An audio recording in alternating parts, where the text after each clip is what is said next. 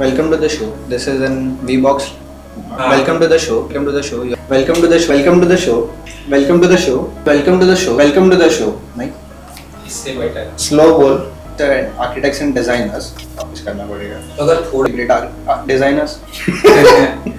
Welcome to the show. You are listening to the VBox Layered. नहीं यार.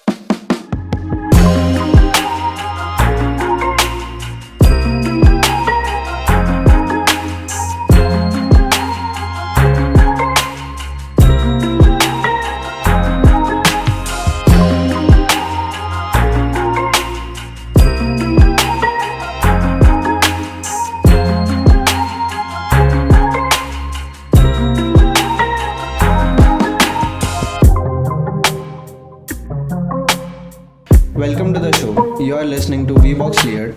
This is an extended version of our Meet the Designer series where we celebrate the journey of architects and designers who are passionate about their craft. We have joined by today two founding partners of Studio Sanrachna, architect Nisal Banwadia and architect Jisha. Hello. Hello. Studio Sanrachna is based in Surat, Gujarat, and their firm is making a unique blend of context, culture, and materials in a way that it feels deeply modern and grounded at the same time. So we will start this podcast by getting to know Juvin ma'am's journey, how you grow up in the city, which is the fastest growing city of India. इसमें बताने लायक कुछ है नहीं वैसे, पर मेरा architecture भी यहीं पे हुआ। Okay. और मेरी फैमिली में आर्किटेक्चर में मैं कैसा ही बेसिकली कि मेरी मदर जो है वो पहले से ही क्रिएटिव है। Okay. और उन्होंने खुद भी डिजाइनिंग फील्ड में मतलब उसने भी डिप्लोमा आर्किटेक्चर किया था। Okay. और मैं चाइल्डहुड से ही क्रिएटिव माइंड मेरा भी रहा है, क्योंकि मैं मेरी मदर की साइड में थोड़ी ज्यादा टिल्टेड हूँ। Right. तो बस फिर मैंने भी सोचा कि डिजाइनर ही बनना है, क्योंकि पहले से ही कुछ नया नया ट्राई करने का इंटरेस्ट था। Right. तो आर्किटेक्चर में मैं ऐसे आई। और बाकी साउथ गुजरात यूनिवर्सिटी से मैंने आर्किटेक्चर पास आउट किया है। 2016 का बैच था मेरा Right. Pass out year. और उसके बाद मैंने जॉब की आर्किटेक्ट मनीष चौकसी के यहाँ पे डिजाइन कोर फर्म है। right. यस, वहाँ पे मैंने इंटर्नशिप भी वहीं पे की थी। मैंने जॉब भी 3 साल मैंने वहाँ पे जॉब की। And after that after getting married I move to Mumbai. And वहाँ पे नवी मुंबई में मैंने आर्किटेक्ट अतुल पटेल के यहाँ पे 1.5-2 साल जितनी जॉब की थी, जहाँ पे मतलब मनीष चौकसी सर के यहाँ पे मोस्टली आर्किटेक्चर और वैसे ही प्रोजेक्ट्स मैंने डील किए हैं, landscaping, high rise buildings and architecture bungalows and all. और अतुल पटेल के यहाँ पे आर्किटेक्ट अतुल पटेल के यहाँ पे मैंने जनरली बंगलोज अहमदाबाद लोकेशन में मैंने बंगलोज और उसकी डिजाइनिंग एंड इंटीरियर डिजाइनिंग का पोर्शन मैंने कवर किया था वहाँ पे। So what is the key difference between working in Surat and working in Mumbai? Working in Surat is like you can explore more creativity. Okay. And working in Mumbai like it is too monotonous. क्योंकि जगह की कमी होती है मुंबई में, तो वहाँ पे कैसा होता है कि स्पेस जितना ज्यादा यूज करोगे तो उतना आपके लिए अच्छा होगा। क्योंकि यहाँ पे सूरत में क्या होता है कि जगह सबके पास ज्यादा ही होती है। तो वहाँ पे सूरत में हम क्रिएटिविटी मतलब डिजाइनिंग में एक्सप्लोर कर सकते हैं, हाइट में एक्सप्लोर कर सकते हैं। जैसे मुंबई में उतनी स्पेस ही नहीं है, क्योंकि पॉपुलेशन इतनी ज्यादा है। तो जितनी पॉपुलेशन को हम शेल्टर दे सके उतना वहाँ पे वो ज्यादा इम्पोर्टेंट है। Right. तो वहाँ पे हम लोग इतना क्रिएटिविटी अपना एक्सप्लोर नहीं कर सकते। एक स्टूडेंट के पॉइंट ऑफ पर्सपेक्टिव से अगर जब आपका जर्नी स्टार्ट हुआ तो आपका जो पर्सपेक्टिव था फर्स्ट ईयर से लेके 3rd ईयर तक वो कैसे ग्रो हुआ? फर्स्ट ईयर में एजुकेशन वाइज अगर देखे और हमारी जो ग्रोथ होती है उसके पॉइंट ऑफ व्यू से देखे तो फर्स्ट ईयर में एकदम क्लीन स्लेट होता है। क्रिएटिविटी हम सब में होती है, लेकिन उसको मॉडल कैसे करते हैं ना, वो फर्स्ट ईयर में हमें समझना मतलब सीखना पड़ता है। वो सबसे डिफिकल्ट पार्ट होता है कि हमारे जो थॉट्स है वो हम पेपर पे कैसे लाए। तो आर्किटेक्चर में जो फर्स्ट ईयर में बेसिक डिजाइन स्टूडियो और वो सब होता है, तो उसमें हमें मॉडलिंग अलग अलग मटेरियल के साथ प्ले करके जो हमें फॉर्म बनाने होते हैं, और उसमें तो वहाँ से हमें समझ आता है कि अच्छा ये मटेरियल को हम दूसरी ये तरीके से भी यूज कर सकते हैं। तो मतलब एक चीज जो होती है उसको आउट ऑफ द बॉक्स जाके हम कैसे और दूसरी चीज में कन्वर्ट कर सकते हैं, वो वहां से शुरू होता है। और धीरे धीरे वो जो इवॉल्व होता है, तो वो end of the architecture journey, वो मतलब student journey as a student, वो हमें समझ आता है कि हाँ अच्छा ये जो सब्जेक्ट था, ये जो हमें एक्सरसाइज करवाई थी वो इस चीज के लिए थी, क्योंकि and of the 5th year हम वो अच्छी तरह से हमारी डिजाइनिंग स्किल में अप्लाई कर सकते हो। Then what was your thesis project? पहले से ही मुझे बहुत ऐसे लग्जरी और वो सबका शौक है, luxurious lifestyle, luxury things and all. तो मेरा थीसिस प्रोजेक्ट भी 5 स्टार होटल था, जिसकी साइट थी दीव में लोकेटेड थी।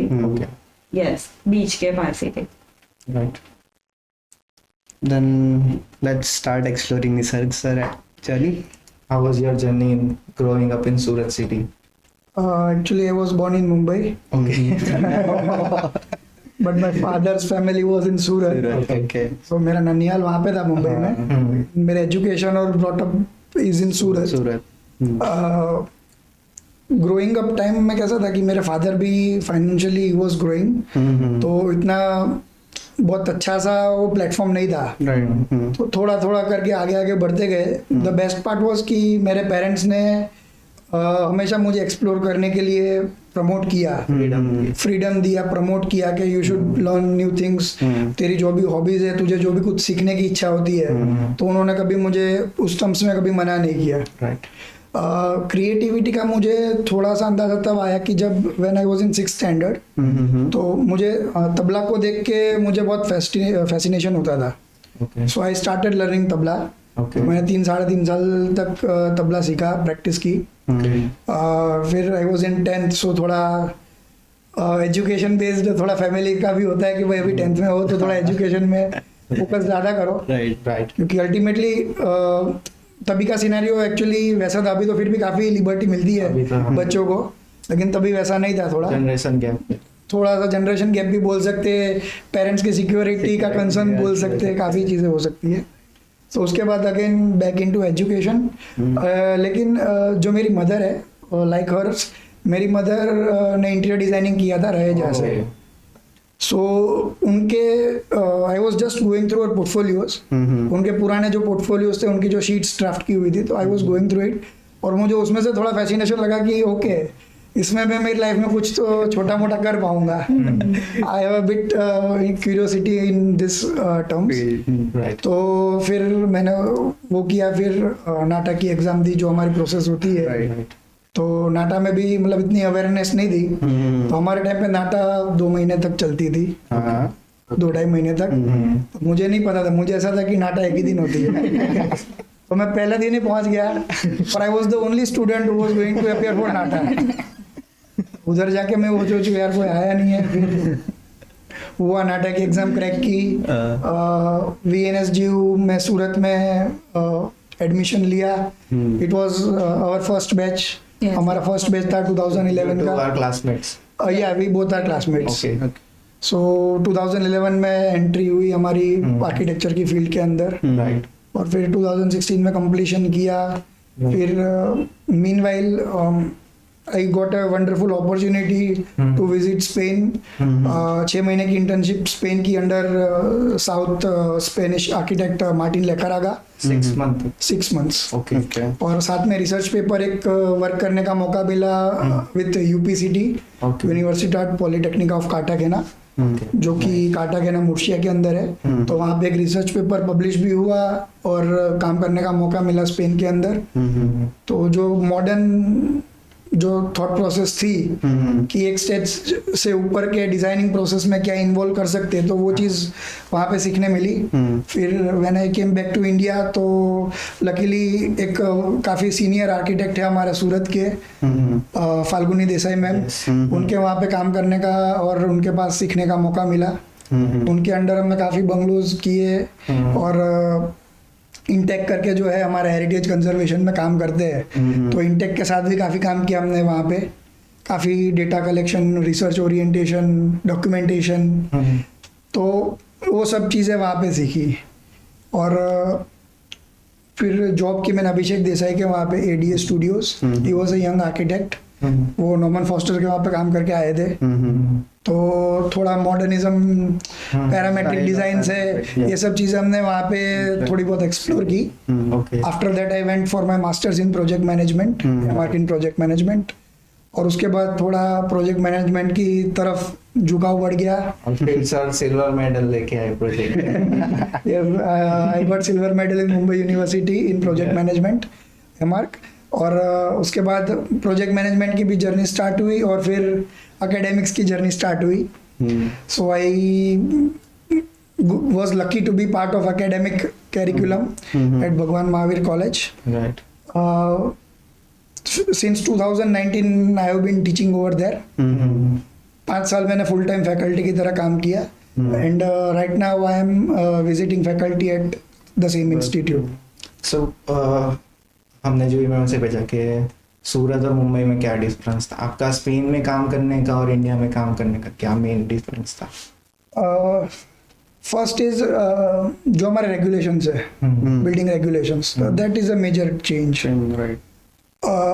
हमारे यहाँ पे we are in that process, अभी हम प्रोसेस में है, वो इवोल्यूशन पीरियड में है, थैंक्स टू जो हमारे अच्छे अच्छे आर्किटेक्ट्स थे लाइक चार्ल्स कोरिया, राज रेवाल्स और ये लोग हैं, उन्होंने काफ़ी चेंज और ब्राइटन अप किया इंडिया के आर्किटेक्चर को। यस, बट बेबी स्टेप्स लेके हम आगे बढ़ रहे हैं। राइट।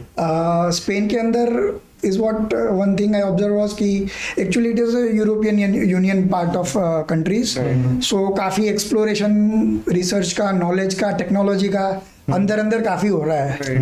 वो चीज़ हमारे यहाँ पे साउथ एशिया में थोड़ी मिसिंग हो रही है, तो उसके कारण क्योंकि सब एक साथ तो पूरा सेमी कॉन्टिनेंट या कॉन्टिनेंट वर्क करता है, तो ग्रोथ ज़्यादा अलग होता है और it is much more beneficial in terms of all the aspects, finance, ecological, economic, all that terms. So you mentioned Charles Korea. So what was the main influence? यानी कौन से आर्किटेक्ट का आप पे सबसे ज़्यादा इन्फ्लुएंस है? मेरा सबसे ज़्यादा इन्फ्लुएंस एक्चुअली मैं 2 किस्से शेयर करना चाहूँगा। First was when I was in Spain, वहाँ पे हमारे ईस्टर्स के हॉलीडेज थे, तो तब तक मैं आर्किटेक्चर को ओके ठीक है मेहनत करते थे, थोड़ा बहुत एक्सप्लोर करते थे।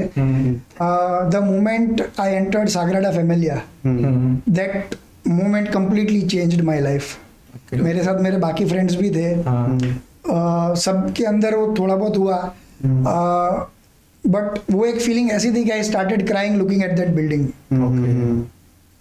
सो मच इमोशंस भी है, लेकिन बेसिक कि एक आर्किटेक्ट के पास कितना पावर है, how much he can do in terms of hard work, in terms of dedication, in terms of vision. मतलब ऐसा बिल्डिंग है जो 200 साल से चल रहा है, उसके बाद कितने आर्किटेक्ट्स ने कैरी फॉरवर्ड किया, स्टिल जो भी हो रहा है वो उस एंटोनियो गॉडी के विजन से अभी भी still it is going on. तो एक वो मोमेंट था कि यार मतलब इतना पावर है, हम लोग पढ़ाई कर रहे थे, थोड़ा यार और सीरियस होके फैकल्टीज को सीरियस लेके वी शुड डू। हाँ, तो वो एक पहला मोमेंट था कि from then onwards my life completely changed. मैं कुछ 11th March 2015 को साग्राडा फैमिलिया गया था, from that onwards my life is completely changed. What was your age to visiting? How young you were? I was 23 years old. 23. 22 or 23. तो तब एक पहला instance हुआ। फिर दूसरा इंस्टेंस चार्ल्स कोरिया जो है आर्किटेक्ट चार्ल्स कोरिया सर, उनके बिल्डिंग्स को समझना, it's one of the simplest buildings. बहुत ही सिंपल है, हर स्टूडेंट के फेवरेट होते हैं एक्चुअली। ट्रू। उनको फॉलो करने का ऐसा हुआ कि ओके, इनको फॉलो कर लिया, इनकी थियरीज को अगर हमने 5% भी इनकॉर्पोरेट कर लिया तो भैया we are doing good at we are doing good. क्योंकि उस टर्म्स से फिर उनको फॉलो करना शुरू किया। और जो मेरे थीसिस में मैंने स्टडी किए थे उनके प्रोजेक्ट्स कि हाउ टू रिप्रेजेंट इंडिया, जो प्रोजेक्ट था उसमें इंडिया का रिप्रेजेंटेशन करना was a part of that. So मैंने उनकी केस स्टडीज की थी, भारत भवन और गांधी आश्रम। Gandhi. Thesis project was? My thesis project was a bit of in terms of philosophical. Okay. It was a Janmanch square, क्योंकि इंडिया इज अ डेमोक्रेसी, लेकिन हमारे यहाँ पे कोई ऐसी जगह या कोई बिल्डिंग नहीं है जहाँ पे हम डेमोक्रेसी प्रैक्टिस कर सके। Obviously we have parliaments, but हम सब जाके वहाँ पे कुछ कर नहीं सकते। तो जो रामलीला मैदान है जहाँ पे धरने होते हैं, टाइम टू टाइम कुछ ना कुछ इवोल्यूशन रामलीला मैदान पे हुआ है। तो वो साइट पे मैंने फिलोसॉफिकल एक डेमोक्रेटिक बिल्डिंग बनाई थी जनमंच नाम से, कि जिसके अंदर म्यूजियम था और मेमोरियल था फॉर डेमोक्रेसी। तो उसके लिए कैसे रिप्रेजेंट करना है इंडिया को, इंडिया के कल्चर को, इंडिया की जो पास्ट हिस्ट्री है उसको, और इंडिया की साइकोलॉजी। तो साइकोलॉजी के लिए मैंने गांधी आश्रम स्टडी किया कि गांधी जी के विचारों पर और विलेज के कंसेप्ट पे एक मॉडर्न बिल्डिंग बनाया था चार्ल्स कोरिया सर ने, और भारत भवन की भाई कैसे हम हमारे देश की कल्चरल वाइब्रेंसी दिखा सकते हैं और एक साइट के कंस्ट्रेंट के अंदर। तो दैट्स वाई, और तब से फिर उनको फॉलो करना ज़्यादा हो गया। Nisarg sir, you are an teacher, you are an mentor, right? तो आपके जो जनरेशन के स्टूडेंट्स थे और अभी के जो जनरेशन के स्टूडेंट्स हैं, उनमें major difference what you have observed? Openly बोलो तो लैक ऑफ हार्ड वर्क। क्योंकि मतलब हमारे टाइम पे भी काफ़ी सुविधा थी, इंटरनेट आ चुका था। हमारे टाइम पे व्हाट्सएप तो उतने नहीं थे, BBMs थे। तो शेयरिंग मीडियम स्टार्ट हो चुका था, वीचैट वाज देयर, तो ये सब स्टार्ट हो चुका था। अभी के टाइम पे रिसोर्सेज और डेटा कलेक्शन करना बहुत इजी है, even to represent it is very easy. काफ़ी टूल्स है और टूल्स को सीखने के लिए काफ़ी सारे मीडियम्स है। तभी उतना नहीं था, तभी किसी को आता था तो भाई रिक्वेस्ट कर करके प्लीज सिखा दे करके करना पड़ता था। अभी तो यूट्यूब पे आपको एन नंबर ऑफ ट्यूटोरियल्स मिल जाते हैं। इवन ऑटोडेस्क जैसी जो कंपनीज है, ओरेकल्स है, वो सब भी स्टूडेंट्स के लिए टीचिंग क्लासेस ऑनलाइन कंडक्ट करते हैं। तो काफ़ी है मीडियम। ओनली थिंग इज कि तब लोगों को सीखने के लिए शायद गलत भी होना पड़े, तो वो डर नहीं था। आज के टाइम में व्हाट आई ऑब्जर्व इज कि बच्चे करते ही नहीं है कि गलत हो गया तो।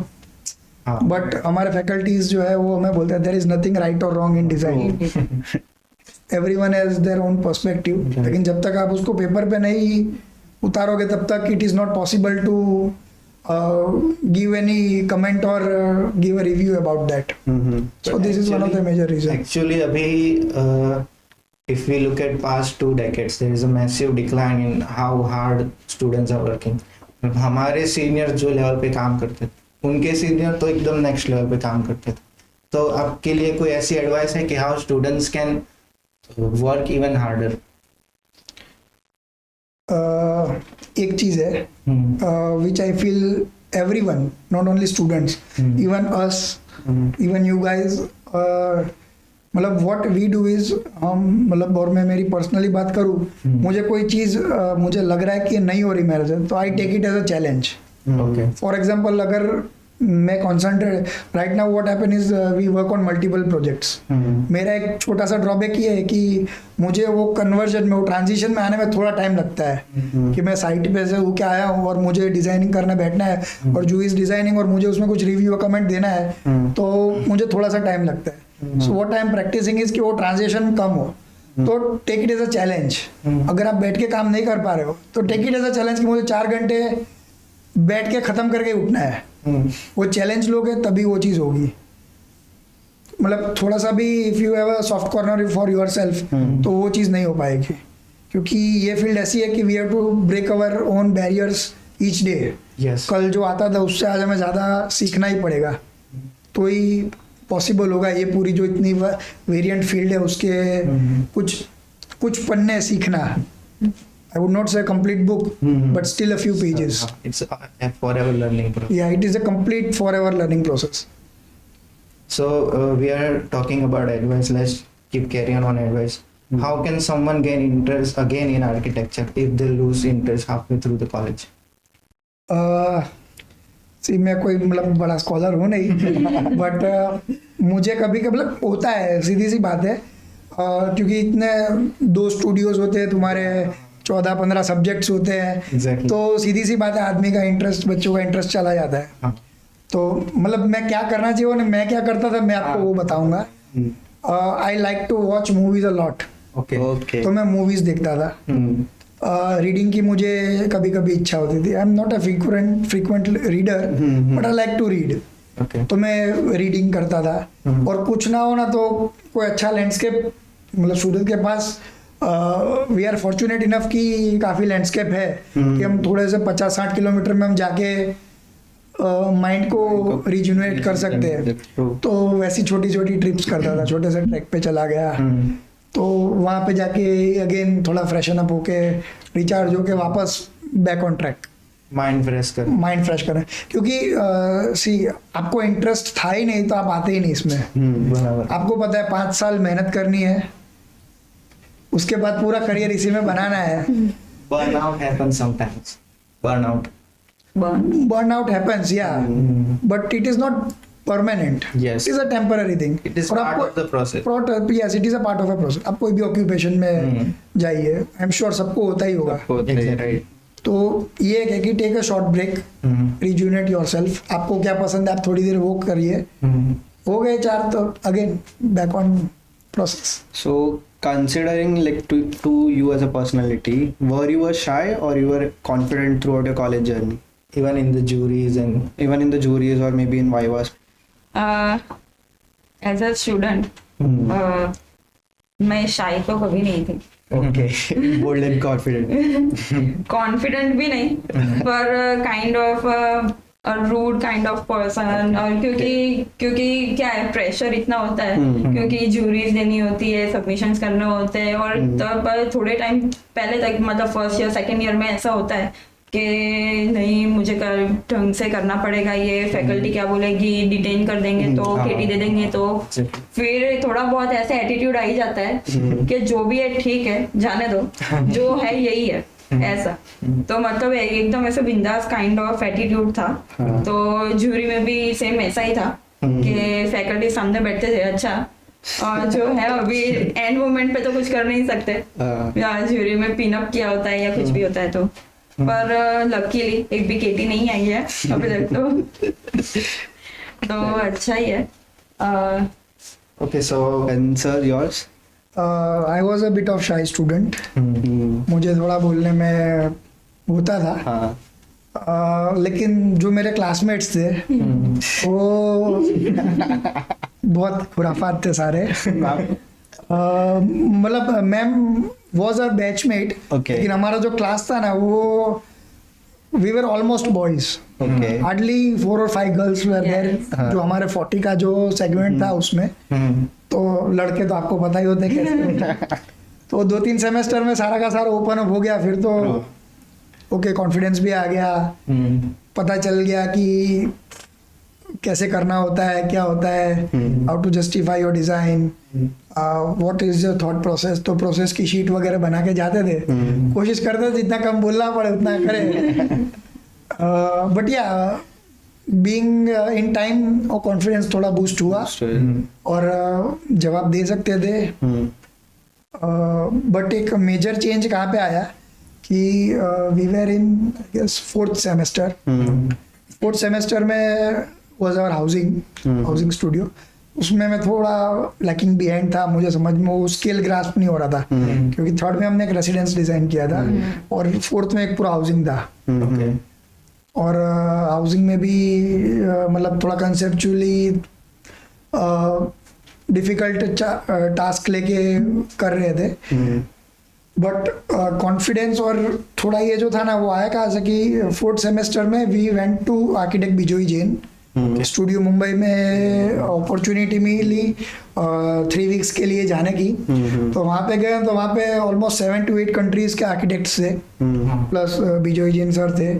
तो वहाँ पे एक पूरा माहौल ऐसा मिला कि अगर आपके पास आइडिया है तो आपको शाय होने की या ना बोलने की जरूरत ही नहीं है। तो share your views, You just need to find right person. Yes, और राइट आइडियाज। अगर आपको लग रहा है कि आपके आइडियाज में दम है थोड़ा सा भी, तो आप बोलिए ना, उसके ऊपर डिस्कशन होगा तो आपको और अच्छा रिव्यू मिलेगा, you will get a wonderful feedback और आपका लर्निंग्स बढ़ेगा। तो वो 3 वीक का जो टाइम पीरियड था उसमें काफी डर निकल गया, काफी एक्सप्लोरेशन भी हुआ, इवन कभी फॉरेनर्स के साथ बात भी नहीं की थी। तो मतलब होता है, क्योंकि हमारा उतना मतलब वो था नहीं है इतना, क्योंकि स्पेन भी तभी मैं गया नहीं था। Spain is one of the reason why I went, कि तब मेरे काफी ऐसे फॉरेनर्स फ्रेंड हो चुके थे फ्रॉम वेरियस कंट्रीज, कोरिया के थे, जापान के थे, स्विट्जरलैंड के थे, इटली के थे। सो फिर होता गया। So you still in touch with those guys? Yeah, few of them I am still in touch with.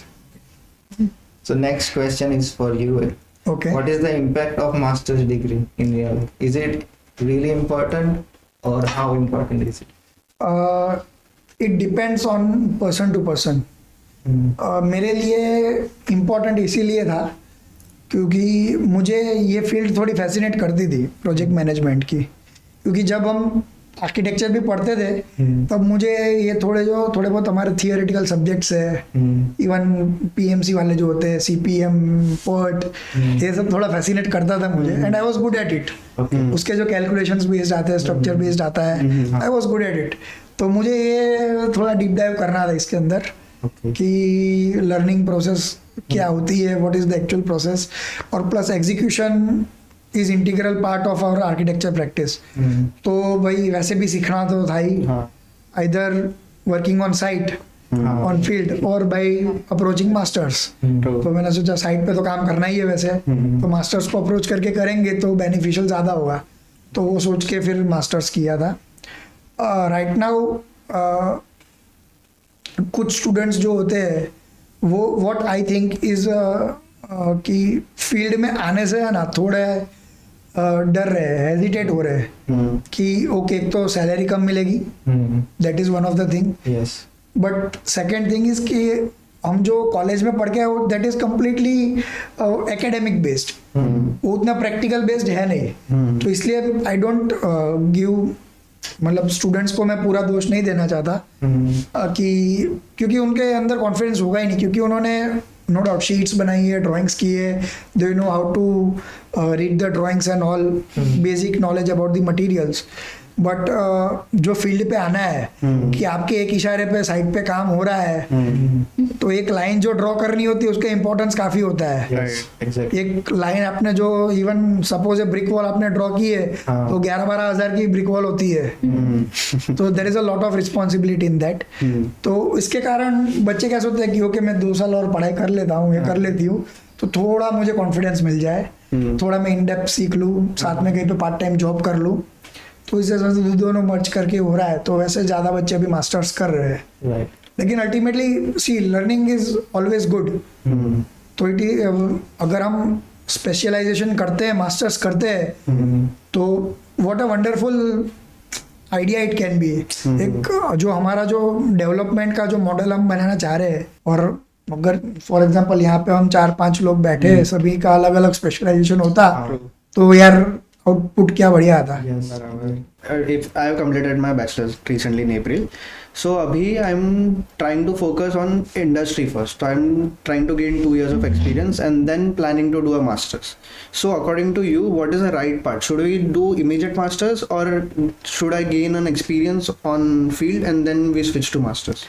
It depends on what kind of masters you are going to approach. Okay. For example, मेरे जो project management में था तो उसमें मैंने 1 साल job करके, और जॉब भी कहाँ पे की कि जहाँ पे मुझे डिज़ाइन से लेके एग्जीक्यूशन पूरी प्रोसेस मुझे सीखने मिले, उस हिसाब से मैंने job. It was not a big firm और बिग नेमिंग सेलिब्रेटेड फर्म, लेकिन वहाँ पे प्रोजेक्ट्स थे और जिसमें मुझे कॉन्फिडेंस मिले कि हाँ मैं यहाँ पे थोड़ी बहुत गलती भी कर गया तो it is manageable.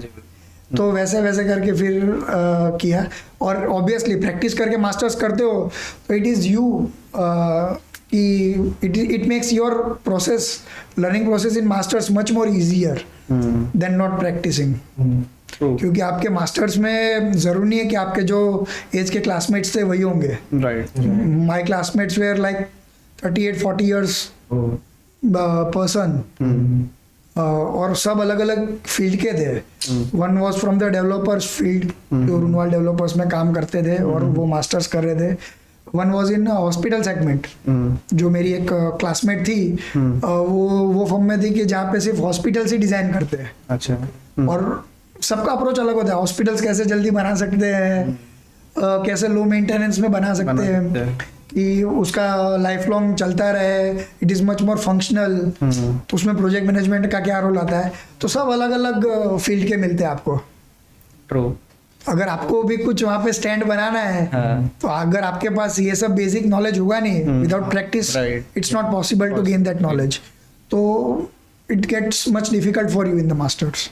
So if we start to decode that 2 years of masters, तो what are the 3 main pointers you would like to express कि जो आपने मास्टर्स में सीखा बट वो बैचलर्स में आप नहीं सीख पाए, apart from academics? Okay, academics तो वी नो कि you will go a level up. First is detailing. Architecture के अंदर के हम इलेक्टिव में सारे सब्जेक्ट्स पढ़ते हैं। राइट। जितने भी 24-25 मास्टर्स होते हैं मार्क में टाइप के, वो सारा हम इलेक्टिव्स में पढ़ते हैं। तो उसको डीप डाइव कर, इलेक्टिव्स होते हैं एक्चुअली इसके लिए कि आपको पता चले कि आपका इंटरेस्ट किस में है। तो जैसे मैंने बताया CPM बॉट ये सब मुझे थोड़ा फैसिनेट करता था। तो डिटेलिंग में सीखने के लिए एक तो फर्स्ट अप्रोच इज दैट कि भाई डिटेलिंग ज़्यादा सीखने तो कर सकते हैं। दूसरा, एक ओवरऑल जो लेवल होता है बैचलर्स के बाद, वो लेवल को अपलिफ्ट करने के लिए मास्टर्स जो है वो इम्पोर्टेंट रोल प्ले करता है। जैसे कि मैंने बताया कि मेरे फ्रेंड्स थे, कोई रियल एस्टेट डिपार्टमेंट से था, कोई स्पेसिफिक हॉस्पिटल सेगमेंट से था, कोई थे he was working in Dubai, कोई दुबई की फर्म में थे, लेकिन वो प्रोजेक्ट मैनेजमेंट सीखने आए थे ओनली स्पेसिफिक फॉर BIM। तो ये सारे लोगों का एक जो आपका साथ मिलता है, तो वो एक लेवल आपको अपलिफ्ट करता है। एंड थर्ड इज कि काफ़ी विंडोज ओपन करते हैं आपके लिए। If you want to work overseas, आपको दूसरे कंट्रीज में काम करना है तो मास्टर्स काम लग सकता है। आपको एक अगर एकेडमिक्स ज्वाइन करना है तो मास्टर्स काम लग सकता है। आपको कहीं पे कोई फर्म में, एस्टैब्लिश फर्म में कोई अच्छी सी सीनियर पोजीशन पे जाना है तो मास्टर्स काम लग सकता है। तो I think this are the 3 parameters. So you have a lot of benefit in that, but again कि depends on person to person, क्योंकि लोगों की thought process ऐसी भी होती है। For example, we consider her, तो मैंने जो टाइम में मास्टर्स किया, मैंने प्रैक्टिस की, तो she was continuing practice, तो उनका होल्ड मार्केट पे मेरे से बेटर था इन सूरत, कि उनके पास सारी एजेंसीज थी, क्लाइंट को कैसे डील करना है वो चीज़ें थी। तो हर एक का अपना बेनिफिट है। इट्स नॉट लाइक कि मास्टर्स करोगे तो ही बेटर है, लेकिन आप कहीं पे भी हो, you have to be best, you have to give your 100%। और जो भी सेगमेंट में आप काम कर रहे हो उसमें एक्टिवली पार्टिसिपेट करके आपको नॉलेज गेन करना पड़ता है। True. So, do you have any advice for one young girl who loves architecture and designing part of the process but is intimidated by the construction side of the process? यही advice देना चाहती हूँ। मेहनत तो करनी पड़ती है, सबको करनी पड़ती है, और कोई किसी से कम नहीं है। डिजाइनिंग पार्ट और जो भी ड्राइंग्स और वो सब बनाने होते हैं वो बहुत अच्छा लगता है, क्योंकि वो AC ऑफिस में बैठ के और टेबल चेयर पे बैठ के करना होता है। डेफिनेटली वो तो कोई भी कर सकता है, लेकिन अगर तुम्हें सच में आर्किटेक्चर या सच में डिजाइनिंग फील्ड पसंद है तो तुम्हें एग्जीक्यूशन करना भी आना ही चाहिए।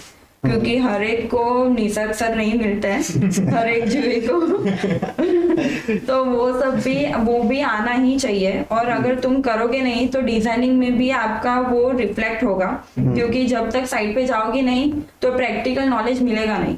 कैसे क्या एग्जीक्यूट होता है, कैसे क्या इंस्टॉल होता है, वो कुछ भी नहीं आपको नॉलेज मिलेगा। तो वो पोर्शन भी आपके डिजाइनिंग में रिफ्लेक्ट होगा ही, क्योंकि आपकी डिजाइनिंग भी फिर थोड़ी बहुत इलॉजिकल होगी या थोड़ी बहुत ऐसे फेरी टेल जैसी हो सकती है, पर जो रियलिटी में एग्जीक्यूट नहीं हो सकती, उसके लिए प्रैक्टिकलिटी भी चाहिए। तो आपको जाना चाहिए और मेहनत से डरो मत। साइट पे मेहनत करोगे तो आपको ऐसा लगेगा कि हाँ कुछ प्रोडक्टिव किया है। So the next question we want that when you hire someone, what do you look for in their portfolios and how should people make portfolios for job applications? Actually, we don't look at portfolio or we don't give priority to portfolio. Okay. We do a skill test. Okay. Can Can you explain? Skill test में what we do is कि designing का जो होता है वो Jui ma'am देते हैं उनको टास्क कि this is the task, this is the space, you need to do a bit of designing, enhance करना है उसको 2 घंटे के अंदर इन 2 आवर्स। तो उसमें आपकी technical ability of drafting and software use that we can measure. Second is his or her visions, how quickly he can revert back to design, वो मेजर हो सकता है। तीसरा कि प्रेशर आने पर हाउ क्विकली ही और शी कैन वर्क, Yes. वो मेजर होता है। Right. फिर वो 2 जो घंटे का स्किल टेस्ट खत्म होता है उसके बाद I take a skill test. उसमें मैं कोई वर्किंग ड्राइंग बनाने के लिए बोलता हूँ। आई आस्क फ्यू क्वेश्चंस कि अगर फॉर एग्जांपल एक आर्च बनाना है, this is just an example, small example. So I will you provide the working drawing of that. Drawing बनने के बाद आप उसको साइड पे एक्सप्लेन कैसे करोगे, how will you help to execute it. तो वैसे टाइप के आंसर्स we look for और उसके बाद we hire or we take anyone for internship. So you must have seen lots of portfolios. Yeah. So is there something everyone keeps showing that they should avoid showing in their portfolio? एक तो his और हर fancy photos on portfolio. दूसरा कि जो informative चीज है ना, लंबा लंबा राइटअप लिखना बंद कर दो, कोई नहीं पढ़ता है। Right. आर्किटेक्ट्स जो भी होते हैं उनको आपके ड्राइंग की क्लैरिटी चाहिए कि और नीट ड्राइंग्स चाहिए आपके। और आर्किटेक्ट्स जो भी होता है वो देखते हैं आपका पोर्टफोलियो, तो पहले ये देखते हैं कि डिजाइनिंग स्किल कैसी है, जो बेसिक डिजाइन है, क्योंकि हम फर्स्ट ईयर से लेके लास्ट ईयर तक अपना पोर्टफोलियो में सब डालते हैं। तो फर्स्ट ईयर में आपकी कैसी डिजाइनिंग स्किल थी, वो कैसे कैसे इवॉल्व हुई है, वो हमें समझना चाहिए आपके ड्राइंग्स के थ्रू। दूसरा क्योंकि अलग अलग सब्जेक्ट आते हैं, डिजाइन स्टूडियो होता है उसमें भी अलग अलग सब्जेक्ट आते हैं। पहले बेसिक स्टूडियो आता है, फिर छोटे प्रोजेक्ट देते हैं, उससे डिजाइनिंग चालू होती है, फिर वही डीप प्रोजेक्ट का आपको वर्किंग ड्राइंग्स करना होते हैं, फिर वही ड्राइंग्स का आपको आगे मतलब ऐसे अलग अलग स्टेजेस होते हैं आपके कॉलेज के टर्म में भी। तो वो हम लोग देखते हैं मेजरली, तो आप वो रखो पोर्टफोलियो में, रादर देन आपको ये हॉबीज है, आपकी ये हॉबीज है, आपको ये करना अच्छा लगता है, आपको वो करना अच्छा है लगता है, जो आप कर रहे हो वो हमें डिजाइन के थ्रू या आपके ड्राइंग के थ्रू ही समझ आ जाएगा। Let's go with the journey after your bachelor's. So जो first pay था आपका, what was that? 8,000 मिलने वाले थे और लड़ झगड़ के 10,000 करवाया था। बैचलर आर्किटेक्ट्स को इतना पे मिलता ही नहीं है। Right. Mine first salary was 2,500. Okay. 2,500. Your internship or the job? In your internship. Internship में मुझे ज़्यादा मिलता था, जॉब में कम मिलता था। अच्छा। लेकिन फिर हो गया था, लास्ट में 18,000 तक मैं 2 महीने में पहुंच गया था। अच्छा। And where was your first job? First job was at Design Core Studio. अच्छा। Manish and Yes, Manish architect also. Manish and Urvi Chowk से। And yours? Abhishek Desai, ADS Studios. ADS Studios. Okay. It was a small firm, not like design. हाँ. So now we start with the deep diving into Studio Sanrachna. How was your first project? See, first client is always that person who is knowing you from a bit of longer time, 5-7 years. First client. Hmm. Actually first client देखने लायक. First client तो वैसा ही कोई होगा, वही आपको हाँ, पहचान में पहचान देगा. स्टूडियो संरचना की बात करें तो मेरा मुंबई का एक फ्रेंड था मितुल. राजकोट में उसका मतलब राजकोट में उसने नया अपार्टमेंट लिया था. तो that was our first project. Before Sanrachna, before the journey of Sanrachna, आप पहले भी projects लेते थे as an individual or you clubbed and then you started your journey? No, we were doing personal projects. Yes. अच्छा. She was also doing, I was also doing, and I was also associate with one of the firm, Padarpan Architects. तो मैं वहाँ पे associate architect भी था. Okay. तो I was working in that manner. And ma'am? और मैं freelancing करती थी. इंटीरियर्स और बंगलोज के प्रोजेक्ट्स करती थी मैं इंडिविजुअली. पर वही जहाँ पे मैं आर्किटेक्ट अतुल पटेल के यहाँ पे जॉब करती थी, वहाँ के ही क्लाइंट थे जो मतलब वो फर्म थी नवी मुंबई में, और उनके दोस्त का काम मैं वो फर्म में ही करती थी, फार्म हाउस डिजाइन करना. और फिर मैं जब यहाँ गुजरात मूव हुई वापस, तो वो जो क्लाइंट थे हमारे, उन्होंने मुझे इंटीरियर डिजाइनिंग का मेरा फर्स्ट फ्रीलांसिंग प्रोजेक्ट दिया था. तो वहां से ही मेरी फ्रीलांसिंग की जर्नी शुरू हुई. और 2-2.5 साल जितना फ्रीलांसिंग करने के बाद निसर्ग से मेरी बात हुई थी कि कोई अपना खुद का फर्म चालू करना है, क्योंकि क्लाइंट मीटिंग के लिए, एजेंसी मीटिंग्स के लिए एक जगह चाहिए रहती है.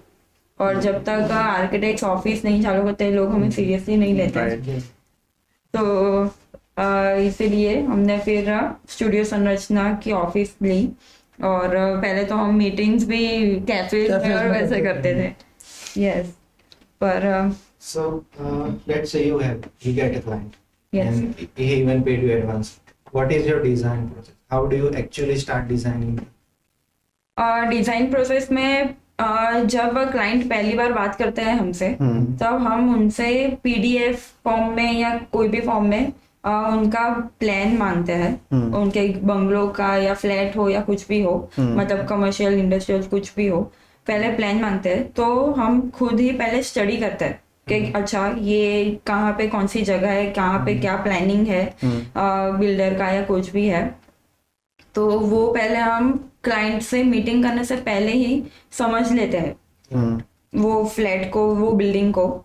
तो वो जब क्लाइंट के साथ बात करते हैं तो वो कौन से कंटेक्स्ट में बात करते हैं वो हम पहले से ही समझ आ जाता है. तो पहले वो प्रिपरेशन करके जाते हैं. और उसके बाद क्लाइंट के पास हम लोग थॉरली उनकी जो भी रिक्वायरमेंट है उसका नॉलेज लेते हैं कि मेजरली इंटीरियर डिपार्टमेंट मैं देखती हूँ, तो मैं इंटीरियर की बात करूंगी कि पहले मतलब कलर कॉम्बिनेशन को कैसा चाहिए, उनको कैसा थीम बेस्ड चाहिए, मतलब इंडियन आर्किटेक्ट, इंडियन डिजाइन चाहिए, मॉडर्न डिजाइन चाहिए, मिनिमल डिजाइन चाहिए, क्योंकि उसमें भी काफी सारी वेराइटीज है. तो उनको कैसा चाहिए, फिर उनका बजट कितना है वो पहले दिमाग में रखना पड़ता है. बजट कंस्ट्रेंट जो भी है, क्योंकि अभी आर्किटेक्ट्स और इंटीरियर डिजाइनर्स की ऐसी इमेज हो गई है कि हम 12-15 लाख का बजट दे और 20-25 लाख तक वो लोग खींच देंगे. लेकिन हम लोग ऐसा नहीं करते हैं. हम लोग पहले क्लाइंट का बजट देखते हैं, उनकी क्या क्या रिक्वायरमेंट है पहले वो फुलफिल होनी चाहिए. डिजाइनिंग और वो सब तो फिर बाद में, एस्थेटिक जो भी आता है उसमें तो जितना भी पैसा डालो कम होता है, तो वो सब बाद में आता है. तो वो सारी चीजें दिमाग में रख के फिर डिजाइनिंग प्रोसेस चालू होती है. और जगह को कैसे मैक्सिमम तरह से यूटिलाइज कर सके, वही मेजर हमारा कंसर्न होता है. और हर एक एरिया में जाओ, जैसे लिविंग है, डाइनिंग है, वो सब अलग अलग एरिया हो गए. तो अलग अलग एरिया में जाओ तो वहां पे हर एक जगह पे बैठ के आपको कुछ ना कुछ एक्सपीरियंस होना चाहिए. वो हमारा मेन कंसर्न होता है, क्योंकि designing is all about experience. मतलब आर्किटेक्चर हो तो आप यहाँ से ये कोर्टयार्ड में से जाके ये वाले रूम में जाते हो, कोर्टयार्ड में से जाके डाइनिंग हॉल में जाते हो जो सेमी प्राइवेट स्पेस है, और वो सब वो पूरा एक्सपीरियंस क्रिएट करता है। वैसे ही इंटीरियर डिजाइनिंग में भी पूरा एक्सपीरियंस क्रिएट करता है। तो वैसा हम लोग ध्यान में रख के फिर डिजाइनिंग करते हैं। So you prefer functions over Yes, customers. yes. Right. Then like हाँ, सबको पता है क्लाइंट आएगा उसे सब कुछ बहुत फटाफट चाहिए, सो दैट डेडलाइन को कैसे टारगेट करें with that creative How mind. do you handle project pressure under deadline? पहले तो उनको डिजाइनिंग ही जल्दी चाहिए रहती है। हाँ.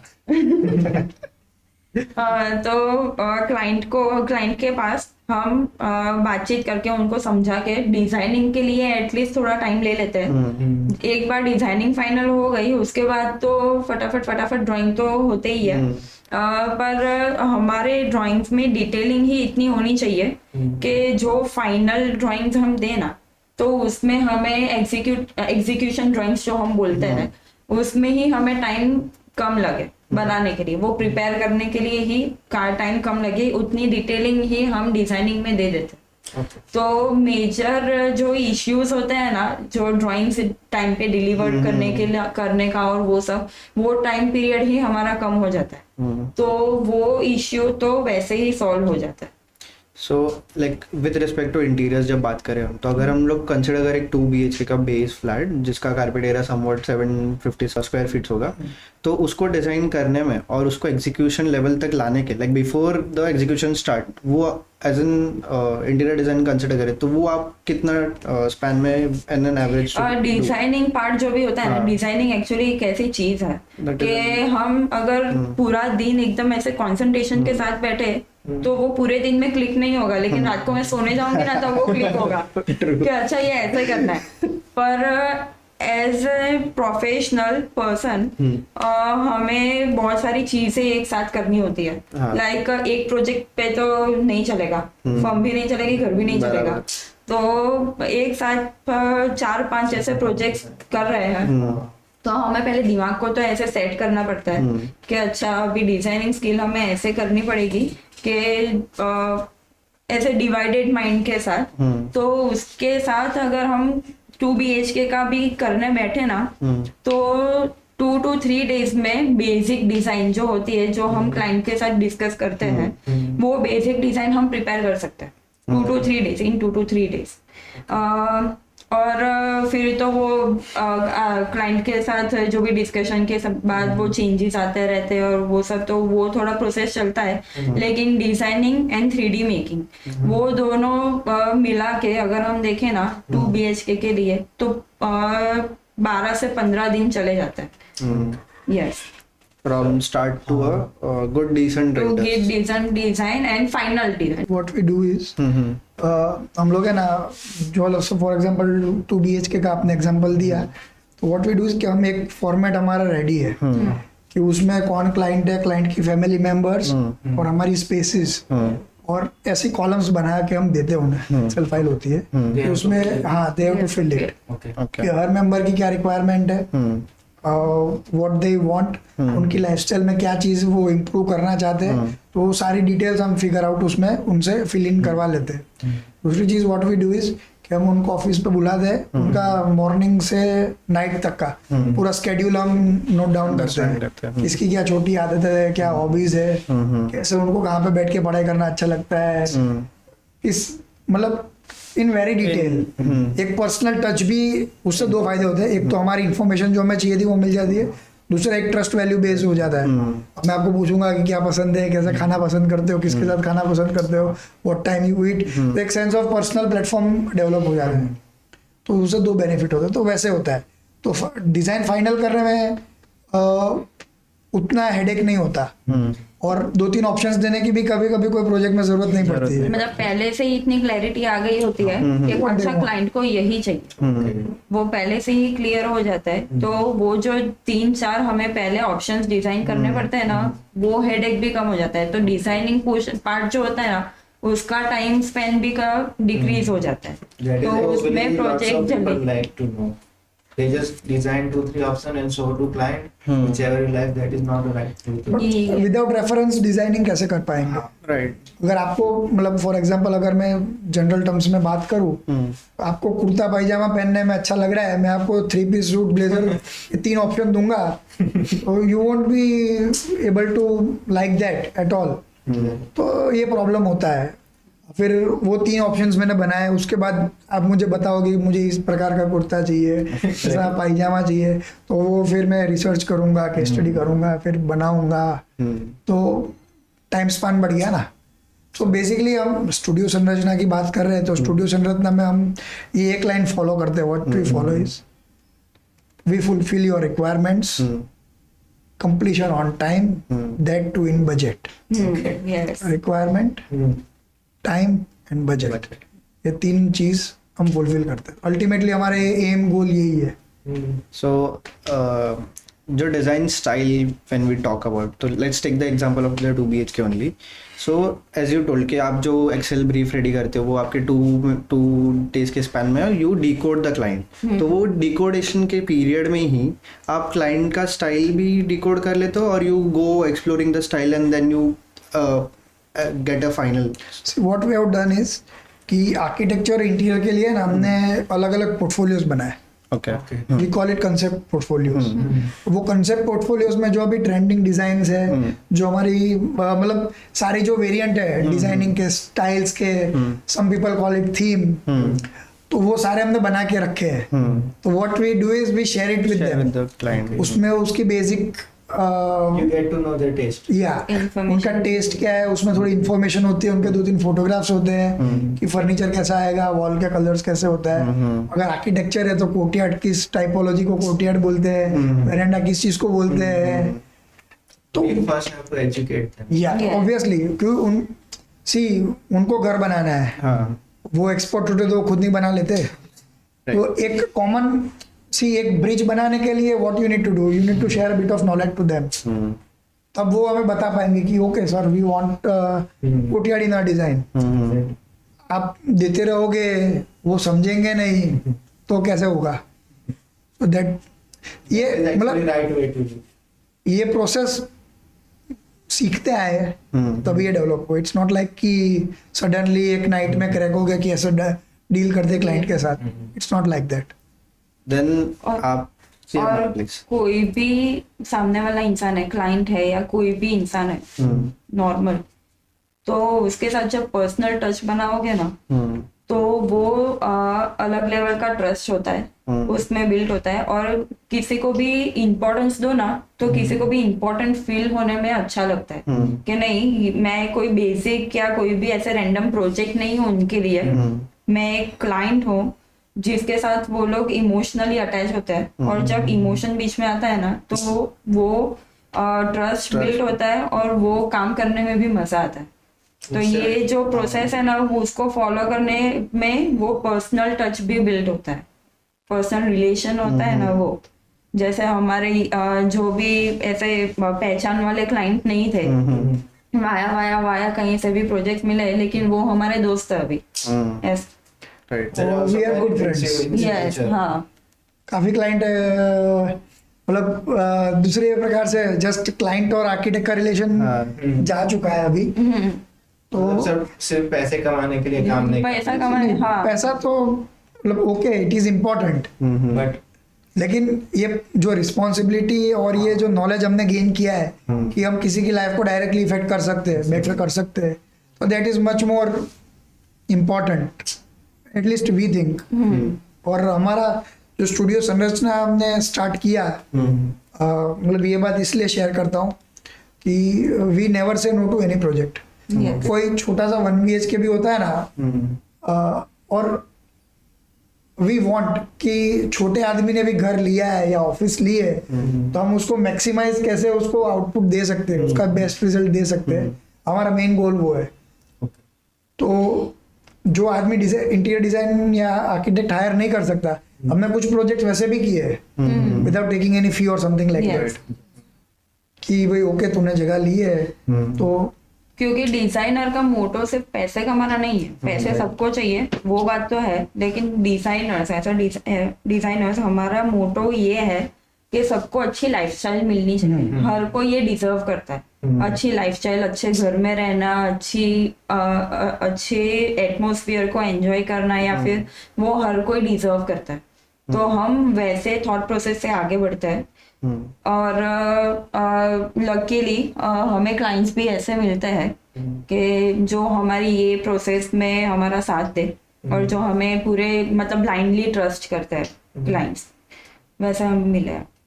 थ्रू आउट द प्रोसेस जो आपने प्रोजेक्ट्स किए हैं, इज देयर एनी सेगमेंट जब आपका ऐसा हुआ कि आपका पॉइंट ऑफ व्यू और क्लाइंट का पॉइंट ऑफ व्यू थोड़ा कॉन्फ्लिक्ट हुआ और आपको क्लाइंट को अश्योर करना पड़ा कि the output will be good, you need to trust on us? Client as a non designer person वो इमेजिन नहीं ही कर सकता है, तो कोई टाइम पे कुछ पॉइंट पे हमें ऐसा कहना पड़ता है कि हमने पढ़ाई की हुई है, हम पे थोड़ा भरोसा रखो, हो जाएगा अच्छा।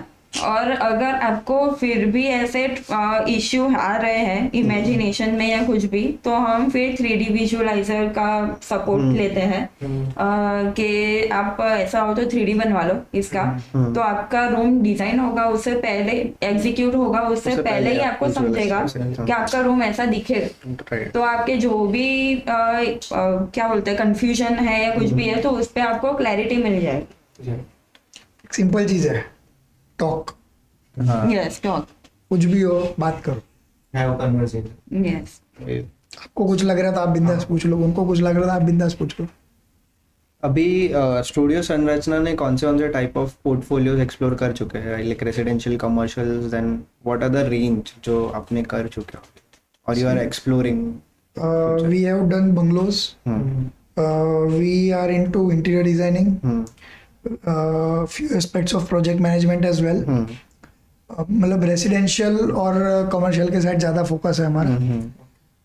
कमर्शियल के अंदर भी much more into interior designing, not architecture based, but residential in terms of architecture, interior and project management, 3 of it.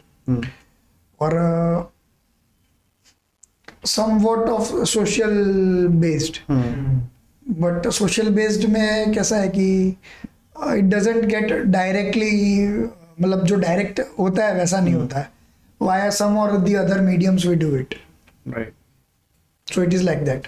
Then as in you to individual, what is the best part के studio Sanrachna में मैं ये बहुत enjoy करती हूँ, also to you? Studio Sanrachna में office में बैठ के डिजाइन करना, कम से कम साइट पे जाना जो हर लड़की है, कम से कम साइट पे जाना, और एजेंसी के साथ फोन पे उनको डांटना कि ये अभी तक क्यों नहीं हुआ है, मैंने क्या समझाया था और क्या क्यों नहीं हुआ है, समझ नहीं आता है आपको, ऐसे करके डांटना, वो पार्ट सबसे एंजॉय करती हूँ। और कहीं पे भी कोई भी जगह पे लैक हुआ ना, नहीं सर यार ये नहीं हो रहा है, मुझसे तो करना, ऐसे करके उसको परेशान करना। Sir yours? पूरा मतलब I enjoy it fully, whole and soul. या whole and soul I enjoy it, क्योंकि मुझे ये करना था अल्टीमेटली, तो I enjoy it. Other thing I enjoy your company as well, कि कभी कुछ होता है कहीं पे कुछ, मतलब इन टर्म्स ऑफ एनीथिंग, तो एक सेकंड ओपिनियन मिल जाता है, कभी कुछ कहीं पे अटक गए हो या ऐसा कुछ हो तो लुकआउट हो जाता है, सो वो टर्म्स में, but all and soul I enjoy it a lot. Recent अभी जो पास्ट ईयर्स आपके गए उसमें से were there any cherishable moment जो, हाँ दिस वाज द समथिंग जो मुझे बहुत सालों से क्रैक करना था और मैंने कर लिया? एक था हमारा project, it was our second project, okay, वो अभी कंप्लीट हुआ। वो प्रोजेक्ट के अंदर बहुत heart and soul, hard work सब दिया था, तो वो प्रोजेक्ट मतलब दिल के बहुत करीब था कि ओके ये जिस दिन कंप्लीट होगा ना, उस दिन मैं सोचूंगा कि कुछ वी हैव अचीव, राइट। काफी चैलेंजिंग प्रोजेक्ट था वो इन टर्म्स ऑफ एवरीथिंग, क्योंकि वो प्रोजेक्ट इनिशियली हमारे पास था नहीं। ओके बट बात करेंगे, लेकिन वो चेरिश मोमेंट था। रिसेंटली उसका अभी वास्तु वाला जो सेरेमनी थी, वास्तु सेरेमनी हुई थी. That was a bit cheering moment. और क्लाइंट्स ने जो आके अप्रिशिएट किया और उनके घर को अप्रिशिएट किया, तो that was a proud moment. Yes. Is there something you wish you have discussed before? Let's simplify it. Like when two individuals meet and they want to start a firm, so what are the agreements they do before starting a firm? Like on papers also, Yeah. verbally also, what are the agreements you do? Verbally, few of the commitments. First of all, what are your commitments in near future? How much dedicatedly you can work on this. Third is your project percentage sharing. Fourth is responsibilities you can take over. Fifth is your availability for any kind of thing happening to the fraud. So these are the 5 major things. When we talk about legal documentation, so there is a partnership deeds, there is a GST registrations, finding a good office. So these are few of them. When in terms of a partnership in notional terms, so I think that is the much important part rather than paperwork and physical parameters. Right. This notional thing is much more important. In that, I would like to add, first thing is trust towards your partner. Second is we have to give them a bit of freedom. He's a partner. He's not your associate. He's not your employee. He's your partner. So you have to give equal freedom as much you want. So that is the major thing. Second.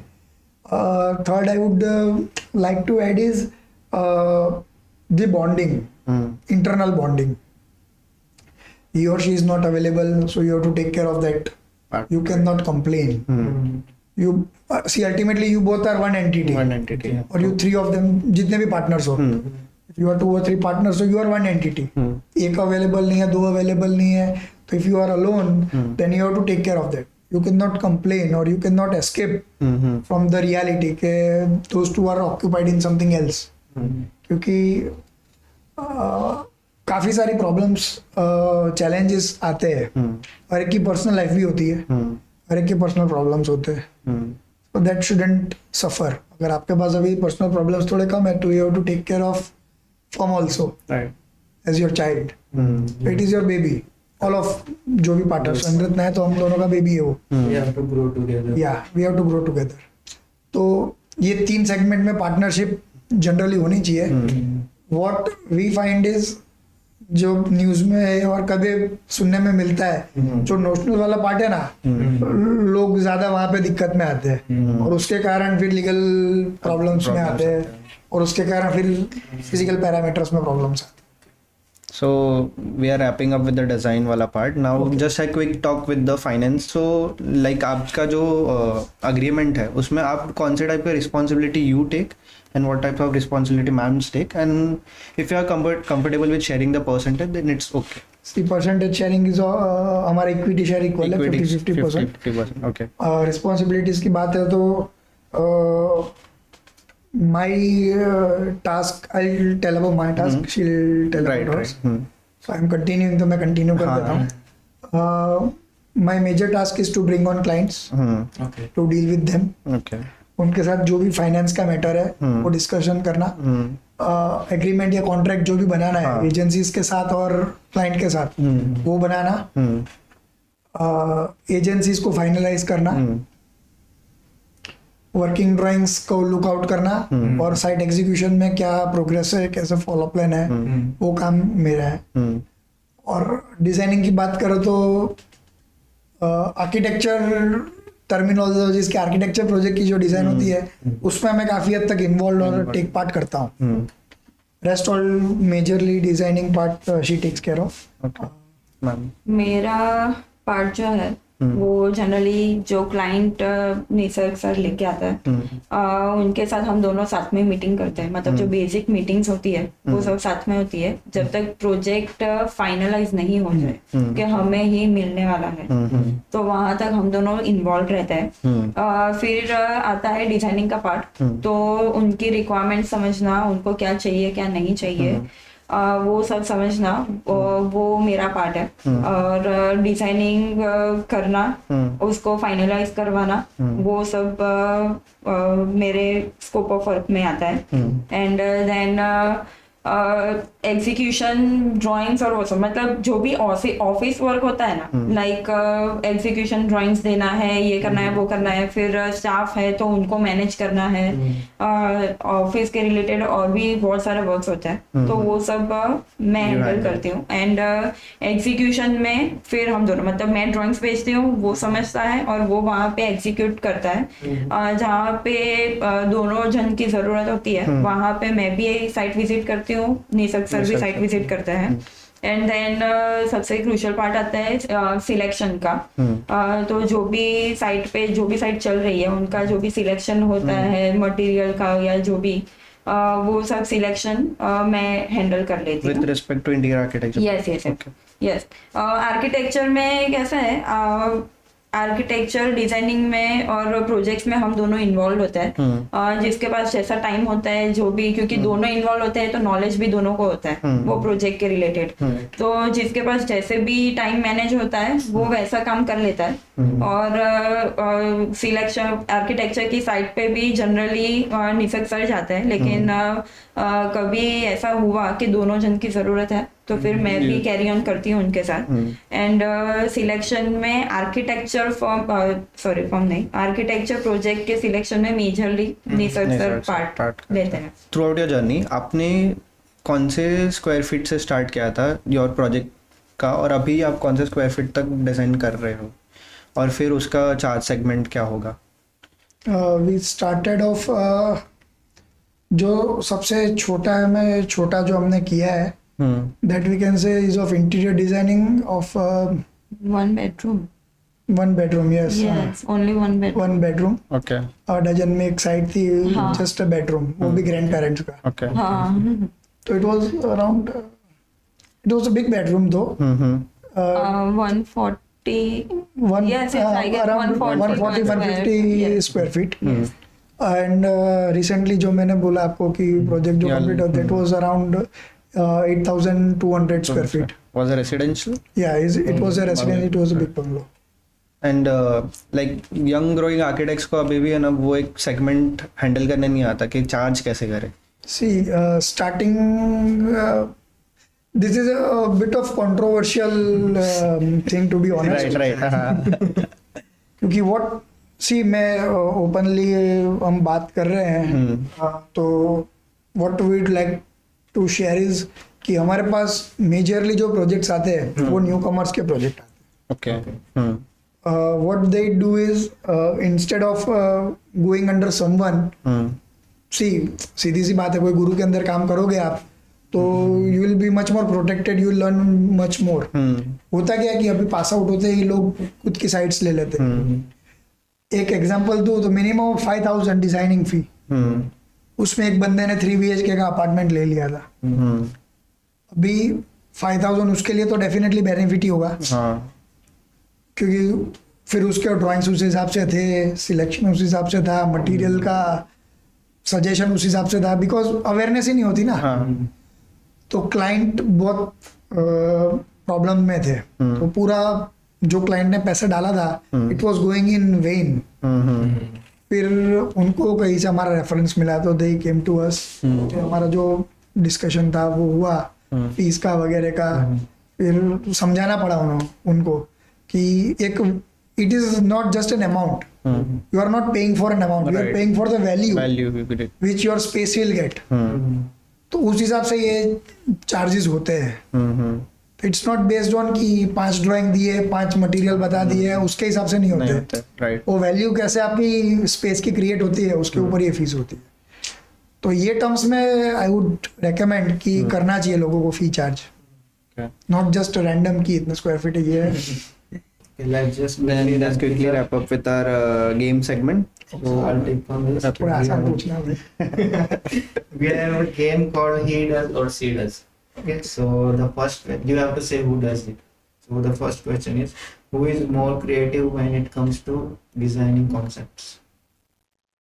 It In is terms just a of quick. interior, I am, and in terms of architecture, he is. Who is better with the deadlines and actually meet them? He. Yes. Almost I try to Yes. complete it on deadline. Okay. और दूसरा चीज़ ये है lighter note, क्योंकि अगर मेरा masters उसमें मैं deadline meet नहीं करूँगा तो लोग मजाक उड़ाएंगे मेरा.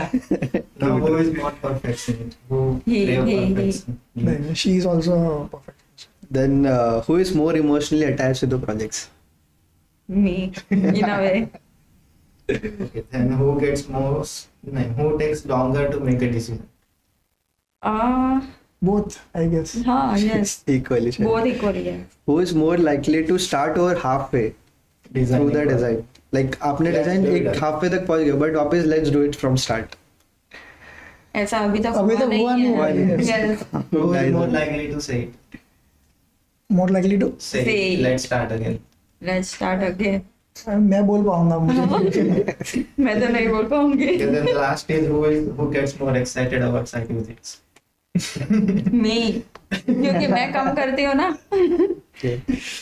Then this is an architecture chaos edition in which you need to choose one of them. So parametric architecture or minimalism? Minimalism.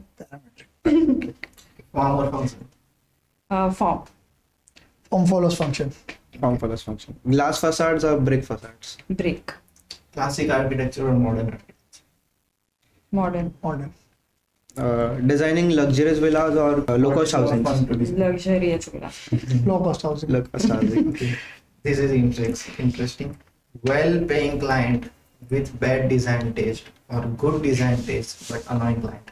Good design taste but annoying client. What would you choose? Good design taste with an client. Designing in silent or with music? With music. Silent. Definitely. So silent. Early morning, that too silent. Okay. No, that is the next one. Working late at night or working early in the morning? Working early, obviously. Late at night. Architecture with emotions or architecture with logic? With emotion. Emotion होगा तो I मतलब think दोनों होना चाहिए. दोनों होना हाँ, चाहिए. दोनों की रिक्वायरमेंट है. So These are one last is straight lines or curved lines. What will you do? like curvy formations or straight lines? straight with a little curvy. Curvy touch and Straight straight lines. And last, हंसपुरिया को पसंद करता हूँ straight line. straight lines. Facade first or plans first? Facade.